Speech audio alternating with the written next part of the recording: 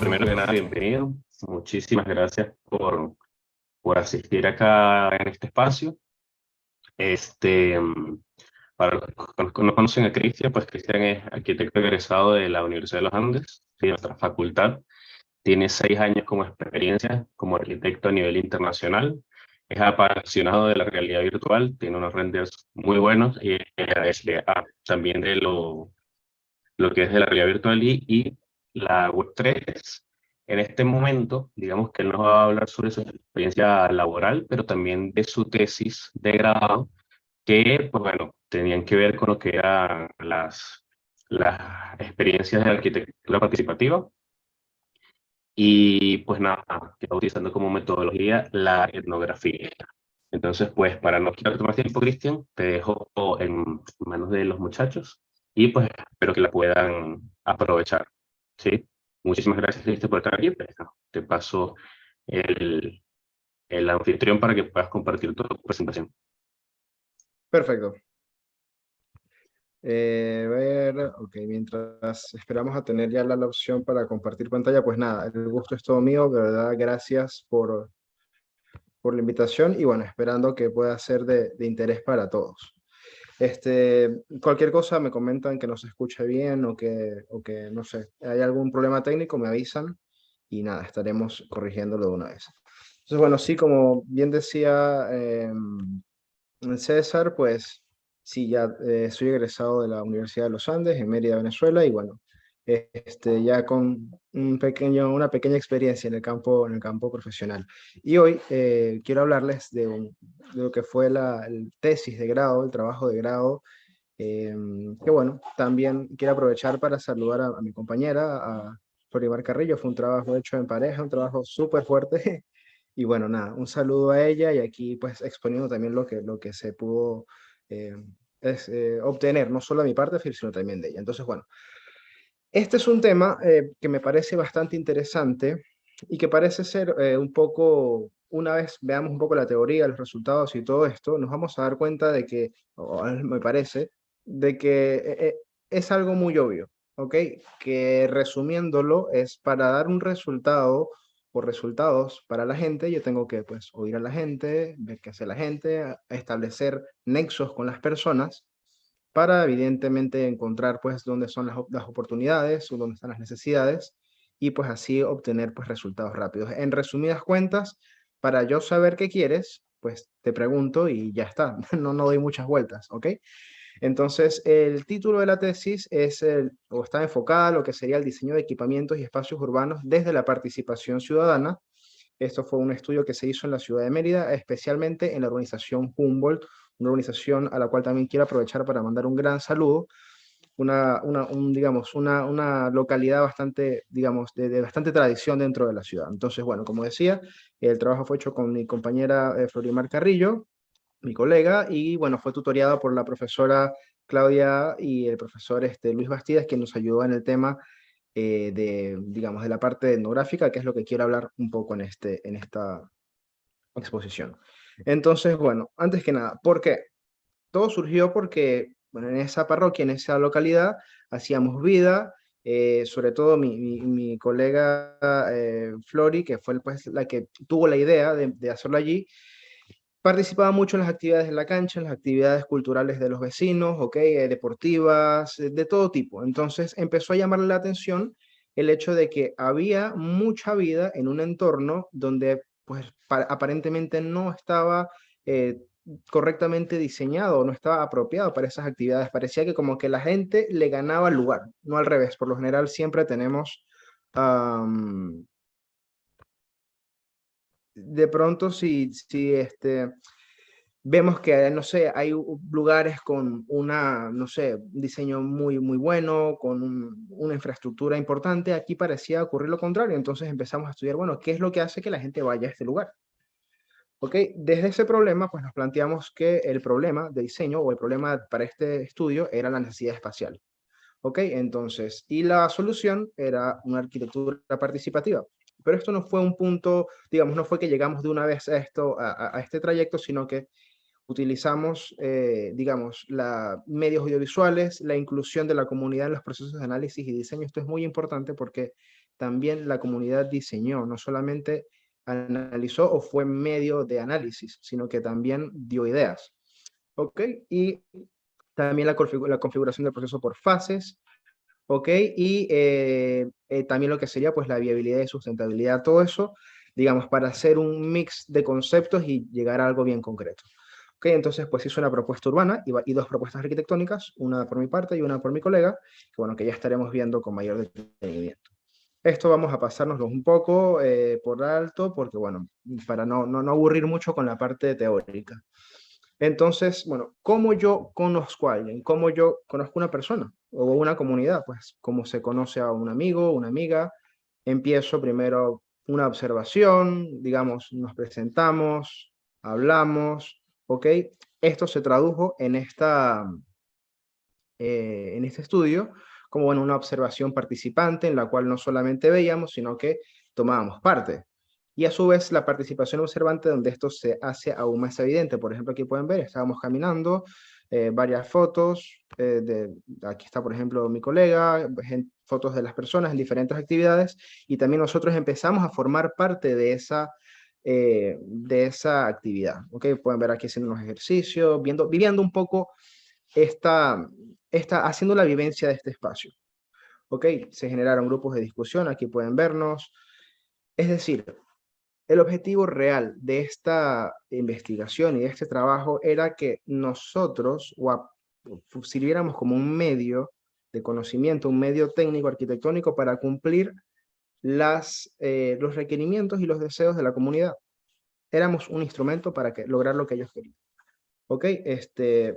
Pueden ir viendo que, por ejemplo, fue muy participativo la comunidad, tomó fotos, no sé, dio ideas, fue totalmente inmersivo, que es lo que quiero recalcar muchas veces. Entonces, algo muy importante, ¿qué papel tenía la etnografía, que viene siendo, digámoslo, no quiero entrar en mucha teoría, pero resumiéndolo como una disciplina, un área de la antropología, que es o se basa en simplemente formar parte de una comunidad para entenderla, para resumirla, y con el perdón del profesor y de los antropólogos. Si yo quiero comprender algo, qué mejor que yo ser parte de eso. ¿Ok? Entonces, ese era el punto de partida. Algo muy interesante que nos ocurrió en esta investigación es que nunca fue lineal. Creo que en realidad pocas investigaciones lo son, pero íbamos de un lado a otro. Empezamos con la cancha, como decía, ese espacio donde aparentemente no tenían los requerimientos para albergar la cantidad de dinámicas que se estaban viviendo. Y por otra parte, empezamos a descubrir nuevos lugares, empezamos a descubrir nuevos requerimientos, nuevas necesidades, nuevas oportunidades, ¿ok? Como pueden ver aquí. Igual les estaremos dejando un link para que puedan ver toda esta exposición mucho más larga, ¿ok? Toda la defensa y bueno, varias cosas para que si lo quieren ver con mayor detenimiento puedan chequear. Eso al final nos llevó, o a partir de ahí empezaron a surgir teorías, entonces, por ejemplo, el espacio público, la cultura del entorno, ¿okay? ¿Qué es lo tradicional? ¿Qué es lo moderno? Empezamos a ver opciones. No es ningún secreto que, bueno, en esto, en todo lo que es arquitectura participativa y lo que sería también llamado como arquitectura social, Colombia es un claro ejemplo, en particular lo que es el Medellín, ¿ok? Sustentabilidad constructiva, y fueron dos áreas que nos ayudaron mucho a entender cómo dar esas soluciones que nos pedía la comunidad. ¿Ok? Sustentabilidad económica, ambiental, compromiso social, diseño participativo, construcción por fases, participación ciudadana, urbanismo social y gestión participativa fueron algunos de los temas o de las áreas que nos ayudaron mucho en esta investigación, ¿no? Vemos que se formó como una especie de triada en la cual en los vértices estaba pues la arquitectura social, la sustentabilidad y el espacio público, y a su vez lo conectábamos con referentes arquitectónicos, porque sí, mucha teoría, pero bueno, ¿cómo se soluciona a nivel arquitectónico, a nivel de diseño? Entonces empezamos a buscar algunos ejemplos, por ejemplo, en el spot, un ejemplo local en la ciudad de Mérida, muy buen ejemplo de lo que se puede hacer con organización. Luego un referente nacional en la Casa Comunitaria en La Guaira, referente continental y referente intercontinental. Esto para darnos un poco la idea, porque sí es cierto que si bien nuestra idea era hacer algo pues de cierta escala, o por requerimientos de la tesis debía tener cierta escala, también queríamos algo que fuese viable, algo que fuese factible de realizar con relativamente poca inversión. ¿Ok? Luego, pues vamos a pasarnos a lo que sería la práctica. Como les decía, hubo un área particular que generó como esa chispa que fue la cancha del conjunto Jacinto Plaza, y ese segundo espacio que la misma comunidad nos dijo, que nos presentó, que era la casa comunal. Entonces ya aquí empezamos a ver algo clave. Teníamos una idea de la cancha, pero resulta que había un espacio muy importante que estábamos pasando por alto. Entonces ahí ya tuvimos una primera, digamos, una primera corrección, un primer insight muy importante que logramos gracias a escuchar a la comunidad, a vivir, a hacer vida en ese lugar. ¿Ok? Esto igual podemos pasarlo un poco por alto, pero aquí quiero tocar un tema, por ejemplo, importante. Parte del estudio, si bien era muy teórico, también era muy vivencial, es decir, le decíamos a las personas, en base a lo que tú crees, ¿cuál es el sector Humboldt? ¿Cuál es el sector Rosario? ¿Cómo es esa organización geopolítica del lugar? Sin irnos a lo que legalmente está escrito, sino la gente cómo lo percibía. ¿Ok? Eso también lo hicimos para encontrar dónde te sientes más cómodo, dónde te sientes más seguro, más inseguro, dónde te sientes como con mayor creatividad. Todo eso nos lo fue diciendo poco a poco la comunidad. Ya luego, evidentemente, hay espacios bueno, que ya son evidentes, no hay que preguntar mucho al respecto, porque son obvios, que si viviendas, calles, pero por ejemplo, ¿dónde son los hitos importantes de la zona? ¿Okay?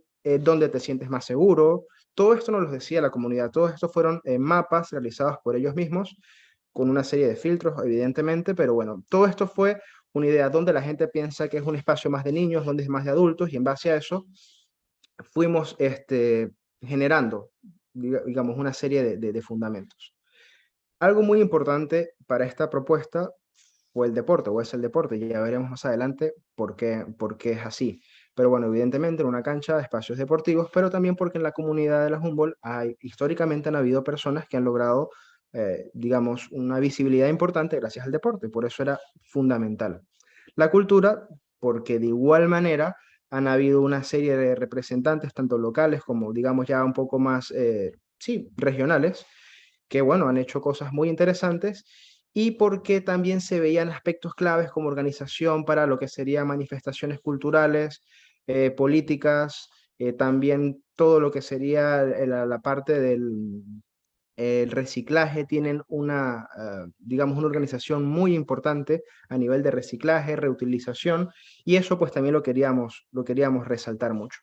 Entonces, ya yéndonos o filtrando un poco a lo que sería la respuesta de cómo se fue decantando esta propuesta, pues bueno, empezamos a nivel urbano y luego las dos propuestas arquitectónicas. Entonces, una de ellas era un equipamiento proporcional de tipo recreativo y deportivo, y el otro un equipamiento administrativo y de tipo sociocultural para potenciar esa comunidad que está muy organizada, pero que era carente de infraestructuras apropiadas. ¿Ok? Entonces, a nivel de estrategias arquitectónicas, se usó reutilización de materiales, mobiliario flexible, espacio interactivo, fachada vitrina, vegetación. Todo esto lo pueden ver, ¿ok? Más adelante, y prefiero mostrarlo ya digamos, en la respuesta arquitectónica, pero si quieren pueden verlo con más detenimiento. ¿Ok? Todo lo que sería, digamos, la conclusión de la primera fase, de que es a grandes rasgos lo que les he dicho hasta ahora, y ya luego viene la parte, pues, del proyecto. Como les decía, todo empezó desde esa percepción de la ciudadanía con el espacio y se fue traduciendo en, digamos, una serie de propuestas que podemos ir viéndolas, lo que sería pues un acceso peatonal delimitado o bien enfocado, un bulevar comercial. Todo esto, si bien dependiendo de la perspectiva puede verse muy soñador, lo enfocamos de una manera de no irnos a una materialización muy futurista, no irnos a una materialización imposible o soñadora, sino con lo que se tiene o lo que teníamos a la mano y con los materiales y los métodos constructivos disponibles. Es decir, hacer algo que fuese realmente viable, y nosotros creemos, la comunidad creyó y nuestros tutores creyeron que realmente era algo muy viable. Entonces, básicamente era recanalizar flujos y dinámicas, darle un acento o un toque un poco ya más formal a las ideas que ellos tenían, circuitos internos, accesos, diferentes tipos de accesos, parques, las perimetrales de la zona, paseos comerciales, parques infantiles y lo que les decía, materialidad. ¿Por qué creemos que era viable? Bueno, porque, como les comenté anteriormente, la comunidad está organizada en todo lo que sería digamos, el núcleo o ese proyecto de reciclaje, por lo cual habían algunos elementos que se podían lograr, otros que se podían encontrar en las cercanías, o a lo mejor no solo encontrarlos en las cercanías, sino que de pronto pudieran aportar. También había gente dentro de la comunidad que decía, bueno, yo sé soldar, bueno, yo sé, no sé, soy buen albañil. Todo eso se tomó en cuenta para dar la formalidad al proyecto, ¿ok? Paletas de colores, ¿ok? Algunos elementos, tipos de vegetación, y bueno, aquí ya estaría el primer núcleo, que fue donde surgió esta investigación, que si bien le pertenece a mi compañera Flor y ella pues tendrá muchísimos más fundamentos para explicarlo, pues yo también estaba familiarizado porque pues se vio un poco el proceso y pues bueno, básicamente era dar ese espíritu de juego al lugar, el espíritu de juego, un espíritu deportivo, eh, uniendo una serie de espacios como el estacionamiento, la plaza y la cancha, ¿ok? Y bueno, aquí, como les decía, están todas las áreas si quieren verlo con más detenimiento, pero quiero ir a aspectos fundamentales que se tomaron en cuenta a nivel creativo.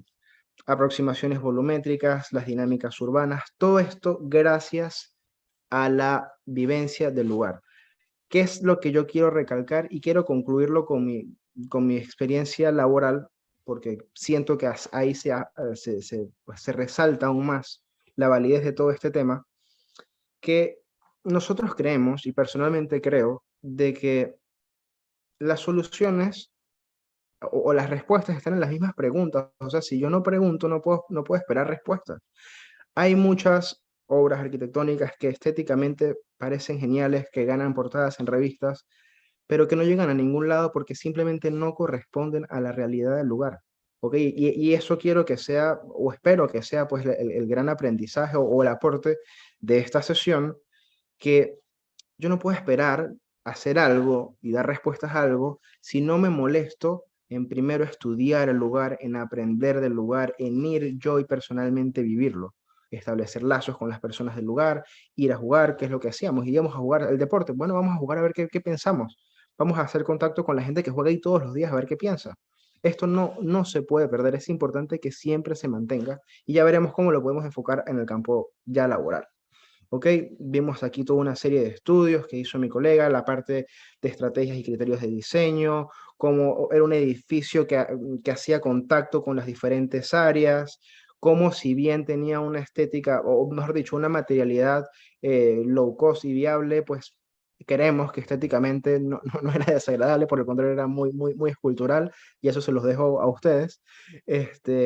Vemos cómo justamente se fueron creando todas esas soluciones a partir de criterios de la gente que vivía todos los días allí, ¿ok?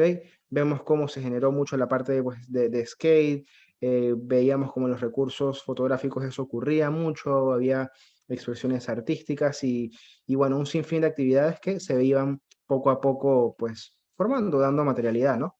Vemos todas las actividades deportivas que se podían hacer, ping-pong, fútbol sala, voleibol, baloncesto, acrotelas, escalada, ok, una serie de actividades de todo tipo. Y ya internamente lo que sería esa edificación, pues era ya un poco, un toque más cultural, era danzas, escuelas de labores, música, ok, todo bastante condensado y concentrado en este núcleo cultural. Vemos, como decía, materialidades bastante accesibles, ok, esas mezclas de metales con la madera, un poco logrando más la cercanía con el usuario. Y aquí vemos pues una foto de lo que sería pues el conjunto, ok. Vemos que a nivel medioambiental, o mejor dicho, sí, ambiental, y de confort, pues se buscó mucho pues las luces que generaran una atmósfera interesante, que a nivel se canalizaran los vientos, que a nivel de temperatura fuese bastante ameno, ¿ok? Y bueno, ya luego estaría lo que sería el núcleo cívico-administrativo, que fue la parte que yo desarrollé, esa parte que la comunidad nos dijo, hey, sí, la cancha está genial, pasan muchas cosas, pero en contraparte está un lugar donde deberían pasar más cosas.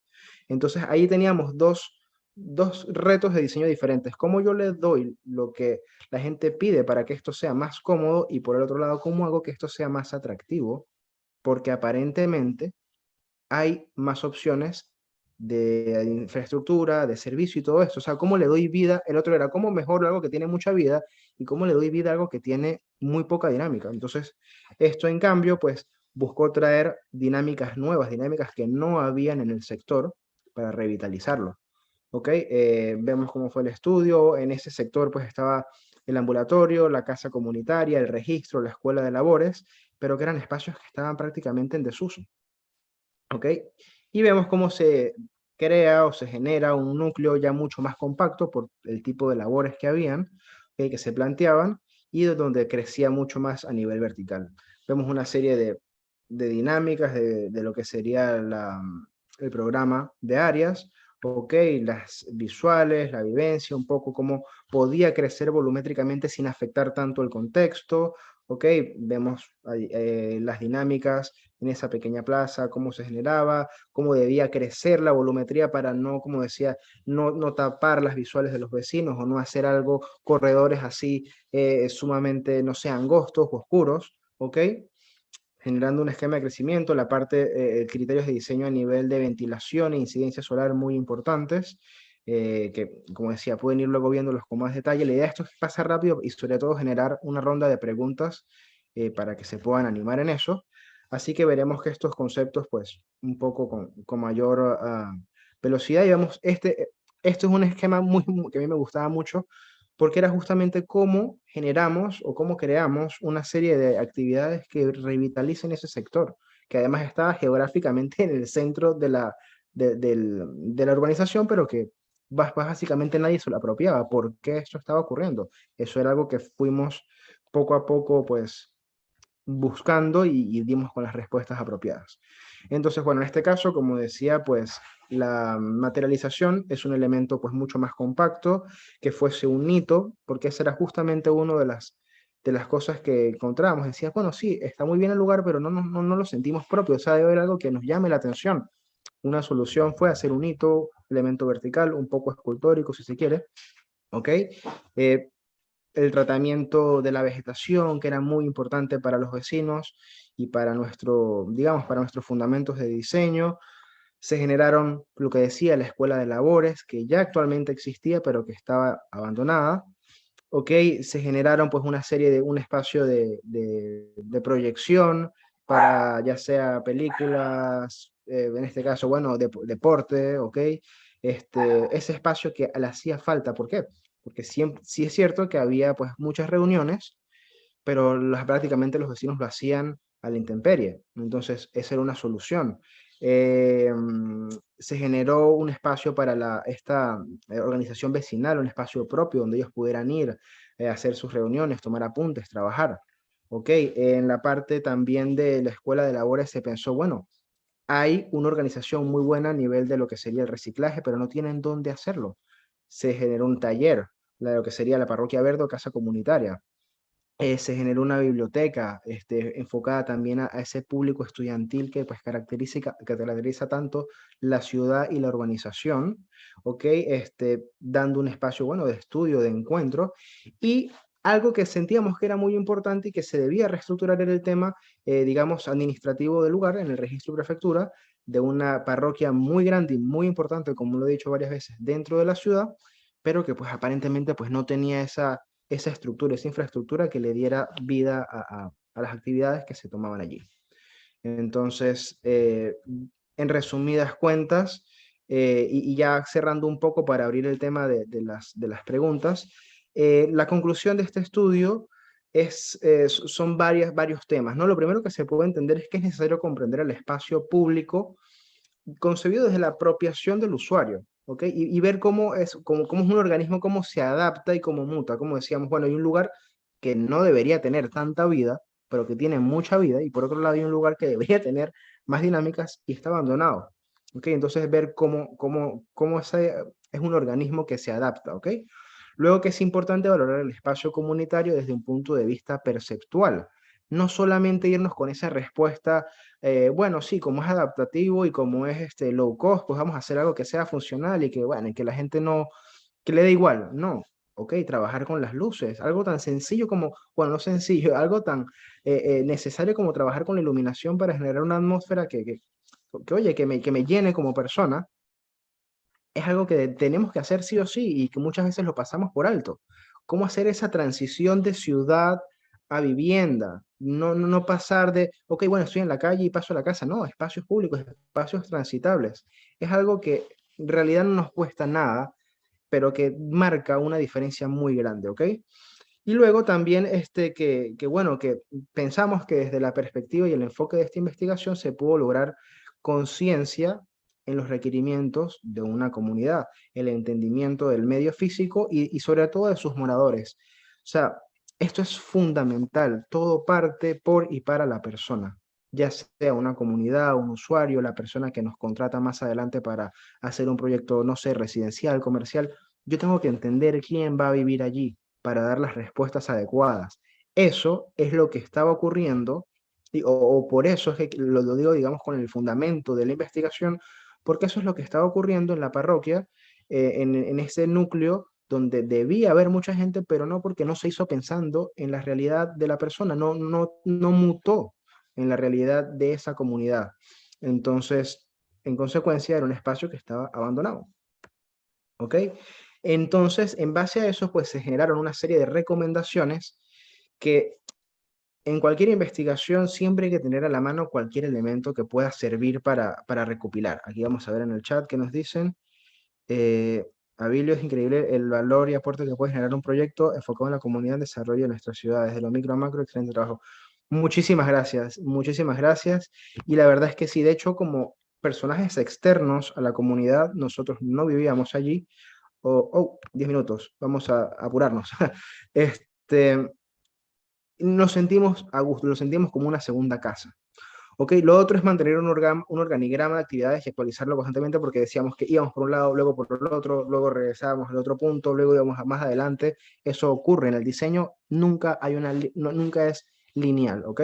Luego es hablar con total transparencia con los miembros de la comunidad, evidentemente si vas a una comunidad, tener sumo respeto por lo que ya existe, ¿ok? Establecer metas y actividades realistas, y bueno, y realizar actividades donde sea posible compartir. El simple hecho de compartir una tarde, unas galletas y un refresco con las personas del lugar rompe el hielo, como pasa con cualquier persona. O sea, no hay que olvidar de que las personas con las que tratamos son personas, si sea un cliente, sea lo que sea, tiene preocupaciones como nosotros, tiene sueños como nosotros, tiene cansancio, tiene hambre, ¿ok? Entonces, eso es muy importante. Y bueno, saliendo, vamos a ver cómo es. Ok, entrando en lo que sería esto, pues quiero aprovechar estos últimos minutos para ir un poco, porque dice, bueno, sí, Cristian, tú hablas mucho, pero dónde está lo que te da dónde está tu base? Bueno, aquí hay una serie, pueden pasarlo, está mi perfil en Behance, en Cristian Candela, que es bueno, mi nombre y mi apellido. Ok, pueden verlo aquí, aquí está, lo voy a dejar por acá. Hay una serie de proyectos residenciales, comerciales, digamos, obras desde cero, a proyectos que se remodelaron, ¿ok? Y algo interesante es que la mayoría de mi trabajo se ha hecho de manera freelance, online, con lugares donde no he conocido, donde no he estado, personas con las cuales no he compartido físicamente, pero ahí es donde creer y pensar en cómo romper el hielo es clave. Siempre preguntar, estar en contacto.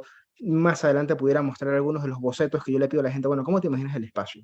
¿Qué quieres? Mándame el clásico, mándame algún pin de Pinterest. Conocer a las personas. El hecho de que estemos lejos, si bien en la tesis fue algo muy vivencial, el hecho de que estemos lejos no nos impide conocer al usuario, no nos impide conocer al lugar. Recordemos que tenemos internet. Es muy importante establecer ese contexto, ese contacto. Y pueden ver muchas de estas obras, o la gran mayoría, afortunadamente, estoy muy agradecido, fueron materializadas, o sea, han sido materializadas, han sido construidas, y todo ha pasado desde ese, como decía, desde ese rapport que se genera con la persona, con el cliente. no nos olvidemos de que el cliente es una persona que tiene preocupaciones, deseos y objetivos para cumplir como todos nosotros.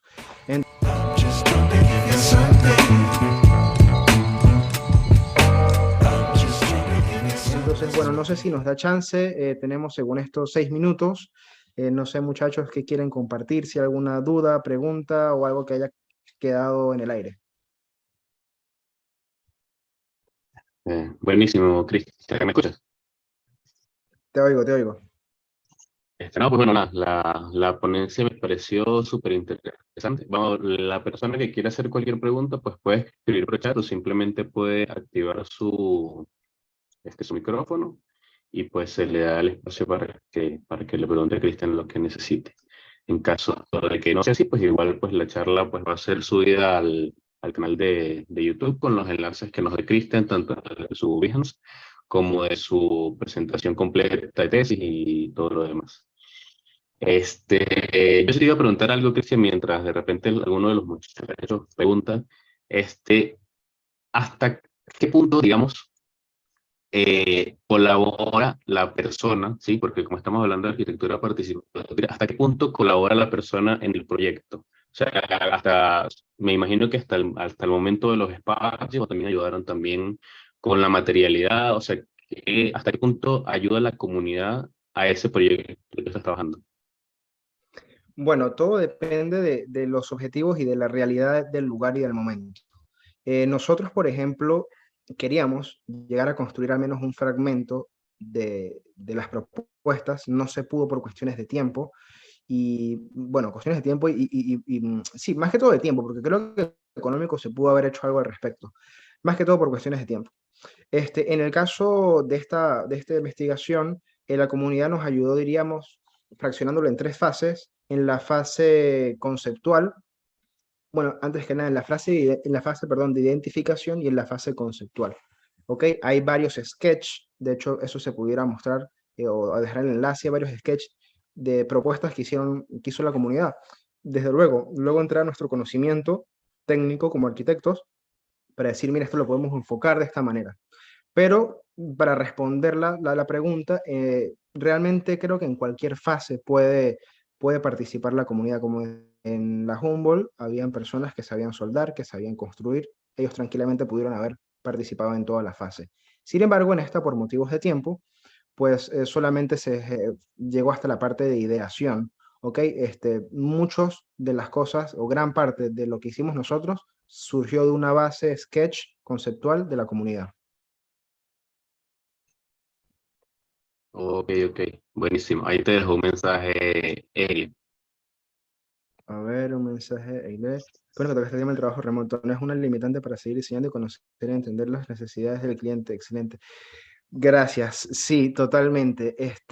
Sobre todo ahora que bueno, es tan factible trabajar en remoto, algo que es tan personal y como lo dice la tesis, y tan presencial como la arquitectura, ir a conocer el lugar, no significa que yo me desentienda totalmente. O sea, hay mil maneras de yo saber. Mira, ¿sabes qué? Le preguntas a la persona, mira, ve y tómame una foto de esta manera del lugar, haz un video, háblame, dime qué sientes, cómo ves, dónde están las mejores vistas.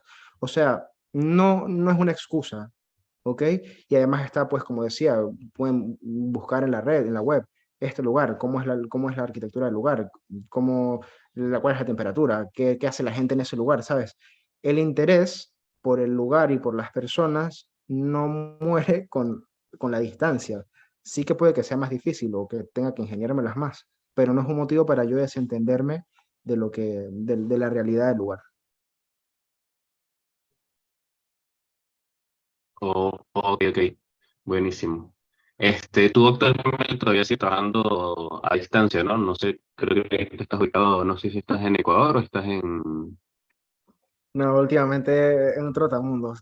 Ahorita estoy de visita en Estados Unidos, estoy residenciado de momento en Barcelona, antes estuve en Ecuador, y sí, puedo decir que con mucho, digamos, con mucho orgullo y muy feliz de que justamente los conocimientos adquiridos y desarrollados me han permitido viajar mucho, ¿ok? Y sí, de verdad, como decía, pueden ver se han hecho cosas desde mi laptop en cualquier lugar, y eso ha abierto un abanico de posibilidades muy, muy grande, y por eso pues los invito a que si ustedes quieren seguir por esa vía, es totalmente factible, nada, trabajar a distancia, sigo haciéndolo, y bueno, nada, también pues muy agradecido con la gente que ha confiado en mí para realizar estas propuestas.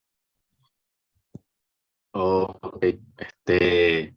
Bueno, Cristian, yo creo que no hay más preguntas. No sé si te ha llegado ahí alguna al privado, pero sí, entonces en estos últimos 2 minutos que quedaban, pues yo ya, digamos, yo me despido, yo cierro, pero sí me gustaría que, digamos, en este minuto y medio que queda, si pudieras dar como una recomendación a los futuros arquitectos, digamos, o a los que ya están ejerciendo la carrera. ¿Qué recomendaciones darías para iniciar, digamos, en la parte, en el mundo laboral? Pues algo que me comentaste también que querías como mencionar. De todas maneras, por lo que te Sí, digo, queda un minuto si algo que sea resumido. bueno, diría yo, paciencia, mucha paciencia, cualquier profesión, cualquier camino desde cero, ya paciencia al comienzo puede ser un poco duro, pero no se desanimen, porque justamente el trabajo, el portafolio, ayuda a que te conozcan. O sea, es eso, o sea, paciencia, consistencia, y yo les diría que desarrollen mucho habilidades interpersonales que a veces en la carrera no nos enseñan, ¿ok? A saber cómo tratar con las personas, a saber cómo venderse, eso es sumamente importante. Excelente, excelente. Bueno, por ahí te está agradeciendo también José Fajardo. Y pues bueno, muchísimas gracias entonces por estar en este espacio con Gracias, nosotros. gracias a José, gracias a ti, de verdad muy encantado. Cualquier duda, cualquier cosa en la que pueda aportar, encantado de hacerlo. Listo. Nos vemos entonces el jueves que viene y pues informaremos por las redes cuando se suba esta charla. Gracias a todos por asistir. Gracias, Cristian. Hasta A luego. ustedes, un gusto.